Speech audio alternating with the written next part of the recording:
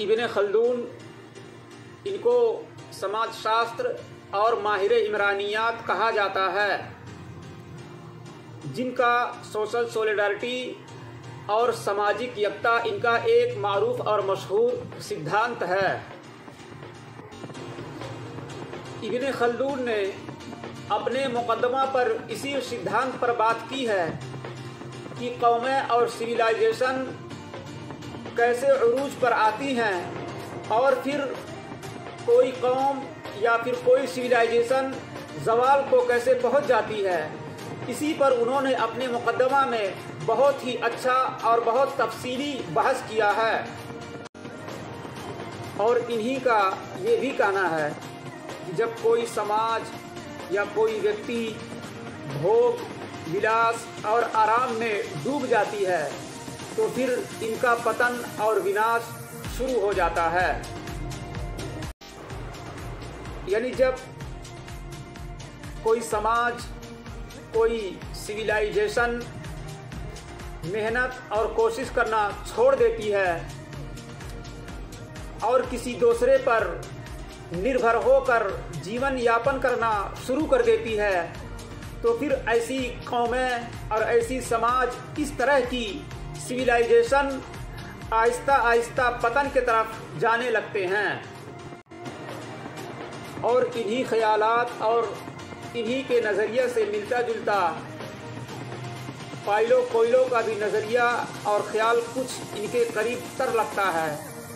ये पाइलो कोयलो एक ब्राज़ीली मुसन्निफ हैं। उनका भी यही कहना है कि जब कोई व्यक्ति लगातार मेहनत करता है, किसी चीज़ को पाने के लिए दिन रात कोशिश करता है, सच्ची मेहनत और लगातार कोशिश किसी सपने को पूरा करने के लिए ये पहली सीढ़ी और जड़ है।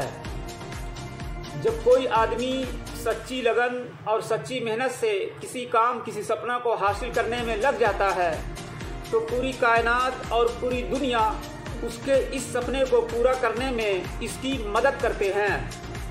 इसी पर पाइलो कोयलो ने अपनी किताब अल्केमिस्ट में एक बहुत लंबी कहानी लिखी है, जो कहानी एक सेंटियागो नामी चरवाहे के इर्द गिर्द घूमती है। इस चरवाहे यानी सेंटियागो को ये ख्वाब में दिखलाया जाता है कि इजिप्ट के अंदर किसी पिरामिड के पास एक खजाना छुपा है, तुमको वही खजाना वहाँ जा कर के हासिल करना है।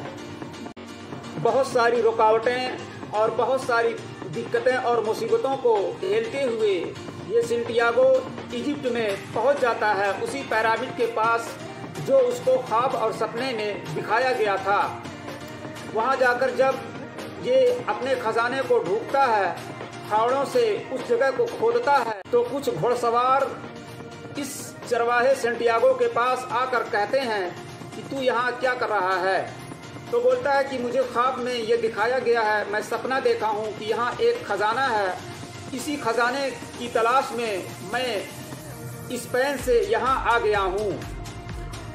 वो घुड़सवार, वो लोग जब इसकी ये बात सुनते हैं तो उनको हंसी आती है और मजाक के तौर पर उससे कहते हैं कि मुझे भी रोज़ाना एक ख्वाब में दिखाया जाता है कि जहाँ से तू चला है स्पेन में, वहाँ भी एक पेड़ के नीचे खजाना छुपा हुआ है। तो क्या अब मैं इस खजाना और इस सोने को हासिल करने के लिए मैं इतनी दूर स्पेन का सफ़र करूँ?